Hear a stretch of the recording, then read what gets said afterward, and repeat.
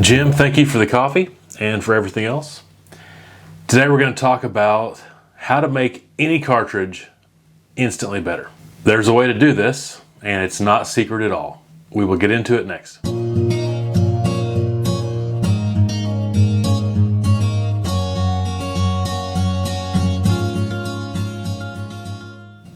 So it's really fun to discuss rifle cartridges, which one is better than another, which one's better overall, certain application.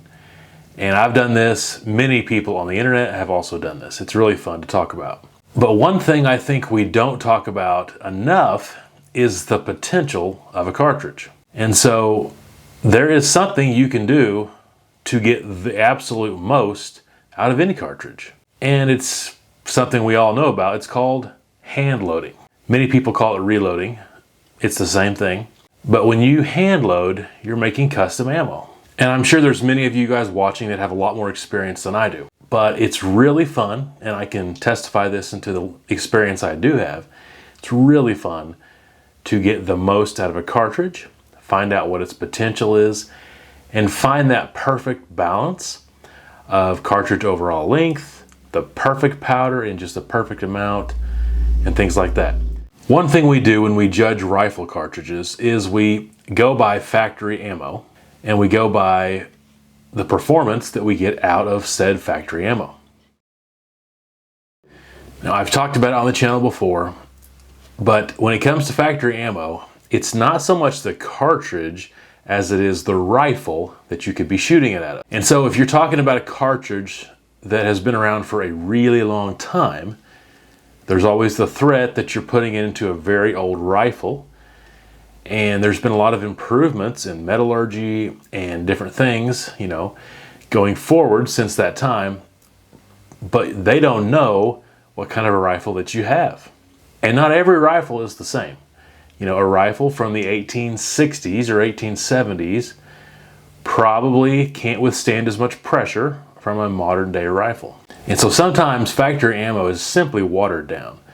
Not because there's some plot to make the cartridge, not shoot as good as it is, not because of incompetence or ignorance, it's just simply because they want to make it universal for all rifles, whether it's one of them old rifles or whether it's a new rifle. And so the first thing about hand loading that's awesome is you're not really governed by the pressure rating that's in the SAAMI specs, as long as you have a stout, formidable action in a more modern gun.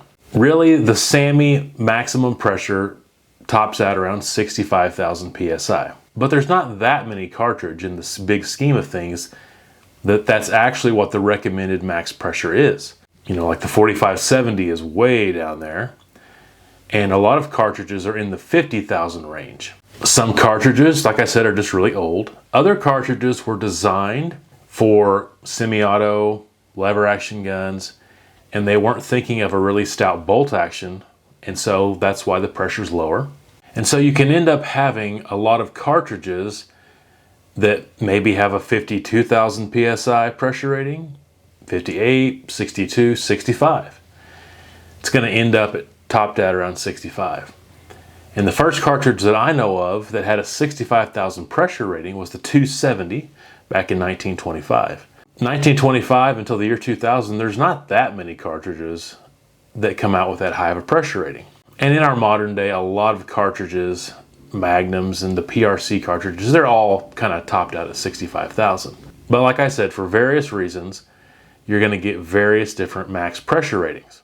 Ammo manufacturers are putting together components, so they have to go by those pressure ratings. And so that can definitely water down cartridges, right? Also, every chamber is a little different. Even though there's SAAMI spec tolerances, every manufacturer is going to cut their chamber just a slight bit different.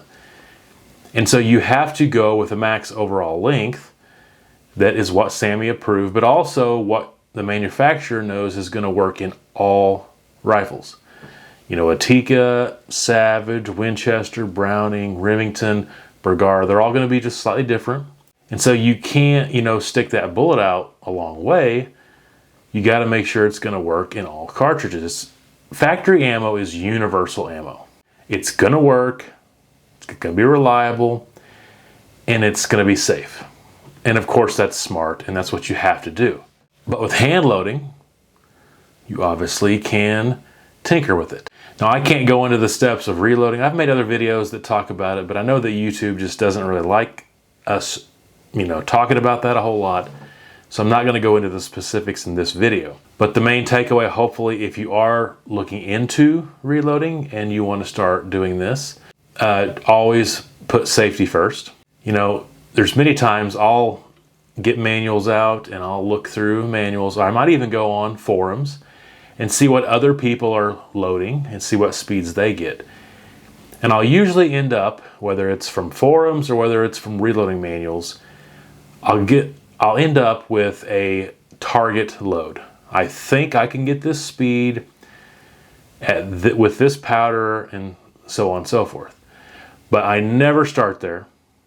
I always am going to back up 2 or 3 grains and slowly work my way up to make sure it's safe, because it could be completely safe in your gun and it could blow my gun up. So just make sure, if you are getting into hand loading or reloading, that you always start way below where you think you want to get and work your way up. And you also need to learn about pressure signs and how to tell when you're a little bit beyond where you should be. Having said all that, that's why reloading or hand loading is just simply a lot funner and a lot more interesting than shooting factory ammo. And you don't have to spend a fortune. I've probably got $1,000 into my entire setup. You can go cheaper than that for sure, and you can go way more expensive than that. But for $1,000, you can get a good setup and do pretty much all that you want to do. A lot of people, when they think of reloading, they think of saving money, and in certain circumstances you can do that. If you're talking about like 9mm, 5.56, cartridges like that, and you're planning on making thousands and thousands of rounds, for sure you can save money by reloading. Or if you have a really obscure or uncommon, cartridge, definitely you can save some money, because the factory ammo is just so expensive. But I have said many times, and I'll say it again today, I am not reloading to save any money. In fact, I don't even consider that. I'm simply making custom ammo for my rifle. And so not only do I measure the chamber and seat the bullet out exactly where I want it to fit the chamber, and have it custom in that regard, but I'm also experimenting with different powders and coming up with the ideal combo. And this is where I say that you can make any cartridge better. There's obviously limits. I think powder is the key. In my time on this channel, working up loads, testing out bullets, doing different things, that's the number one thing I've noticed, is picking the right powder.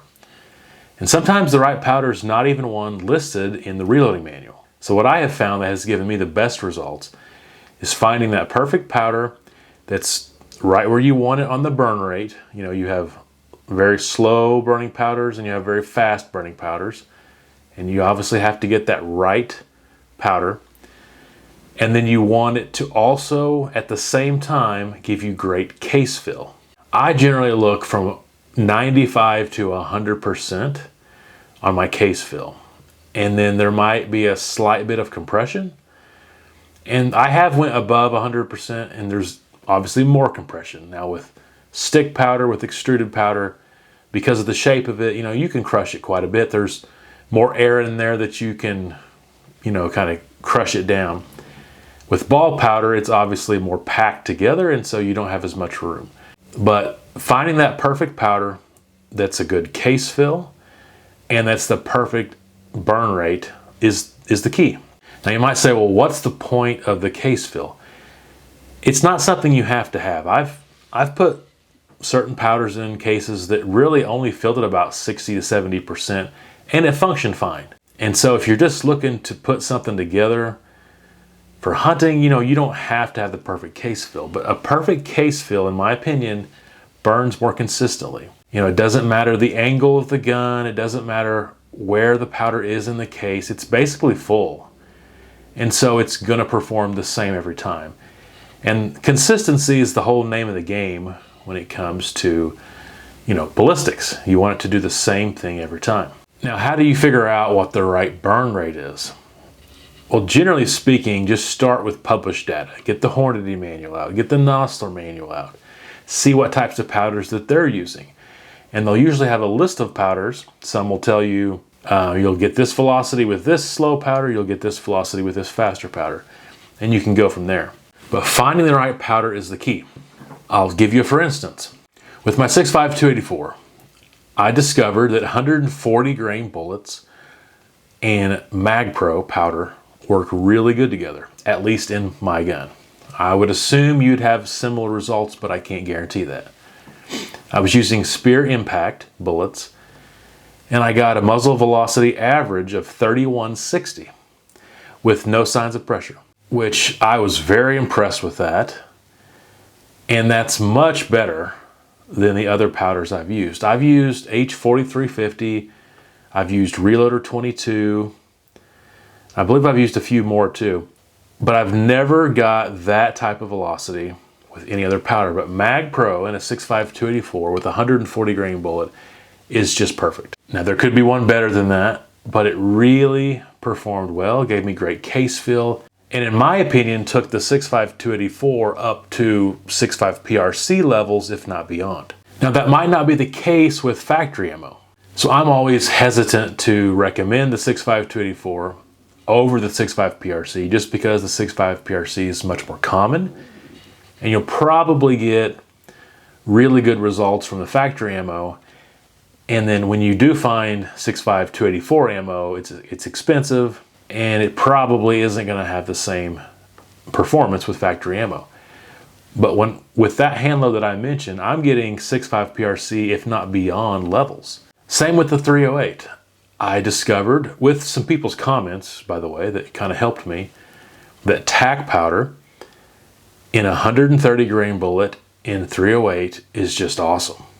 And I got 3,300 feet per second with a 130 grain bullet in a 308. That's outstanding as far as I'm concerned. That takes it up to like 30.6 levels, okay? And so if you have a 308, and you're shooting a 130 grain bullet, you do something similar to that. Once again, proceed with caution. You could potentially get that type of performance out of it. Now, I will say different powders are temperature sensitive, and you have to be very careful with that. If you're loading up bullets and it's really cold out, you probably should look into it very carefully before you assume that they'll shoot that same velocity and pressure in hot weather. So that's something to look into. Also, elevation can play a factor. The higher your elevation, generally speaking, you can shoot heavier bullets and they'll stabilize easier, and you'll probably eke out a little bit more muzzle velocity because the air is simply thinner and less dense. But generally speaking, I got great results out of the 308. Also with CFE 223 and 172 grain bullet, I got great results in a 308. I believe 2850, which I found fantastic. In a 7mm 08 with 120 grain bullets and CFE 223, I got 3250. No, it was 3200. And so I've just really found certain powders in certain cases with a certain grain weight bullet that just are perfect. Now that 120 grain bullet in a 708 going 3,200 feet per second, that's not 7 mag levels, it's not 7 PRC levels, but it's not that far behind. I mean, you're really getting a lot out of it. I have got really good results with my 30-06, but I don't think I've ever found that type of load, like the three I just mentioned in my 308, 708, and 6.5 284. I've not found that yet with a 30-06. I found some really good loads. I've got 2850 with 190 grain bullets. And so I've had some really good results, but I don't think I've found the optimum yet. And I still want to find that. With my 270 short mag, I've had really good results, but not to that level. And I feel like there's a lot there still left on the table. I just need to find the exact powder. You know, with 165 grain bullet in a 270 short mag Pro has once again been a great powder. And I just couldn't quite hit the 3,000 mark, but I just feel like I could do better with the 270 short mag, and I could do a little better with the 30-06. And just for the people out there that always want to comment about pressure, I'm not talking about being over pressure. Maybe the Sammy spec says it's 58,000 and I'm at 64. That's not what I'm talking about. If a case manufacturer is making cases for a 25-06, a 270, and a 30-06, they're not going to make those cases slightly different to cover the max pressure, because a 270, for instance, can go up to 65,000. They're not doing that. They're going to make them all the same. Now, different manufacturers will definitely have case wall thickness and different volume levels on the inside, but they don't do it based on cartridges. And so whatever cartridge I'm shooting, as long as it's in a modern rifle, I'm looking for 65,000. So I guess the point of this video, if you're a person that's out there and you have a cartridge, whatever it might be, and you wish you could get just a little bit more performance out of it, and you're comparing it to other cartridges, maybe a Magnum version of that caliber or something like that, if you hand load and you find the right powder, you might be surprised on what kind of performance that you can get.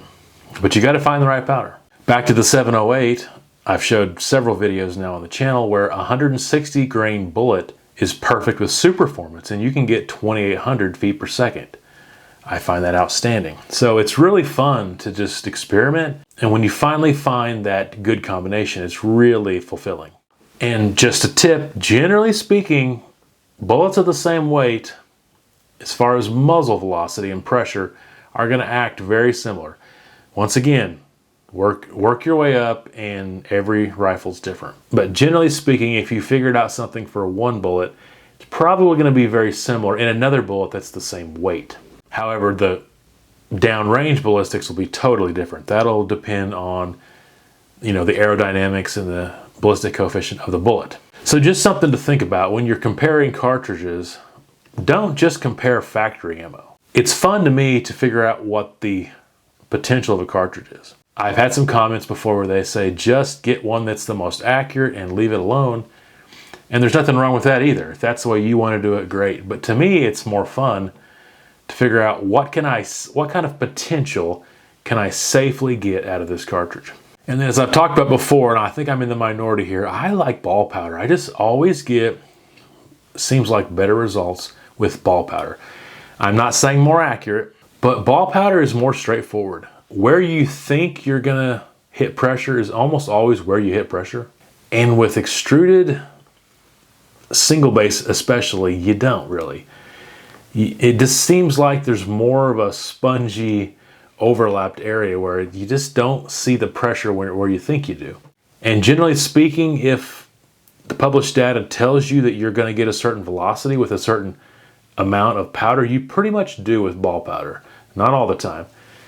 With stick powder, I don't know how many times I've read in a manual that I would get X amount of, muzzle velocity, and I didn't get anywhere close to that. So generally speaking, extruded powder, like single base stick powder, is more stable overall, and you could potentially get better accuracy. Although I've got pretty good accuracy out of ball powder, but I prefer ball powder because it's just more straightforward. It's easier to get the results you think you're going to get out of the book. Anyway, what do you guys think? Do you agree? Do you disagree? Do you know what I'm trying to say? Have you also found that out, that you can pretty much take any cartridge and kind of amplify it and by making custom hand-loaded ammo for it? If so, leave it in the comments. If you disagree with me, leave it in the comments, that's fine. Subscribe if you haven't already, and like this video, and share it if you'd like to share it. I hope you have a great day, and until next time, take care.